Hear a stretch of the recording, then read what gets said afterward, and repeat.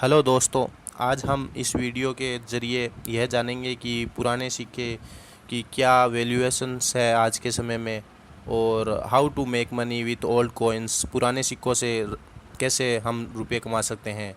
मेरा टॉपिक है कि पुराने सिक्कों से कैसे रातों रात लखपति बना जा सकता है। तो आइए आगे देखते हैं। हम इस वीडियो के ज़रिए आप सीख सकते हो कि आपको कैसे पुराने सिक्कों को कहाँ बेचना है, किसे बेचना है, उसके पूरा डिटेल। अगर आप लखपति बनने का सपना देखते हैं तो यह वीडियो सिर्फ आपके लिए ही है।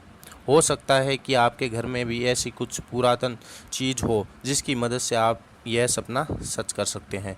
अगर आपके घर में कोई पुराने ज़माने के या फिर इस उससे पुराने कोई समय के सिक्के हो तो यह आपकी तिजोरी नोटों से भर सकता है। आप इन सिक्कों को बेचकर अच्छा मुनाफा कमा सकते हैं। भारत सरकार ने वर्ष 1981 में 100 व 150 रुपये के चांदी के सिक्के जारी किए थे। बाद में आरबीआई ने इन सिक्कों को बंद कर दिए। अगर आपके पास भी वह सिक्के हैं तो कॉइन कलेक्टर इनके 40,000 रुपये से 4 लाख रुपये देने को तैयार है। आप चाहे तो इन्हें बेचकर पैसा कमा सकते हैं। हाल ही में भारत सरकार का 100 रुपये का सिक्का 4 लाख रुपये में बिका था।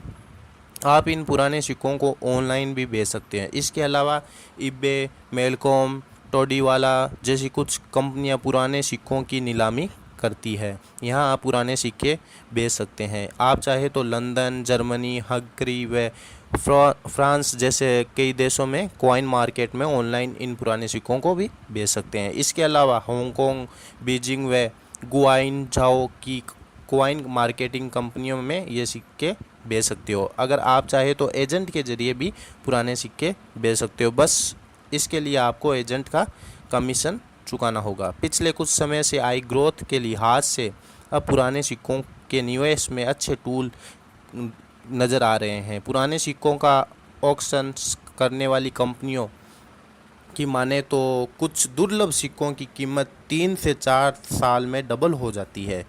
हालांकि सभी सिक्कों के साथ ऐसा नहीं होता। सिक्के जितने पुराने होते हैं उनकी कीमत उतनी ही ज़्यादा होती है। मुग़ल बादशाह अकबर के समय का राम और सीता की तस्वीर वाला सबसे दुर्लभ सिक्का 2 करोड़ रुपये में बिका था।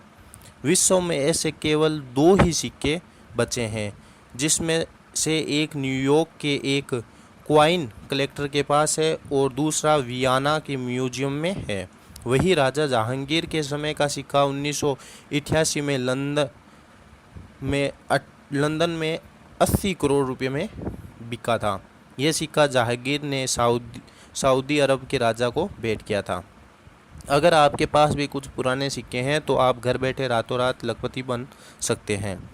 अब किसी भी पुराने सिक्के को ऑनलाइन बेचा और ख़रीदा जा सकता है। पुराने सिक्कों की कीमत इस बात पर निर्भर करती है कि वे कितने दुर्लभ है, मतलब कितने पुराने हैं। कुछ पुराने सिक्कों की कीमत 5 लाख रुपये से भी ज़्यादा है।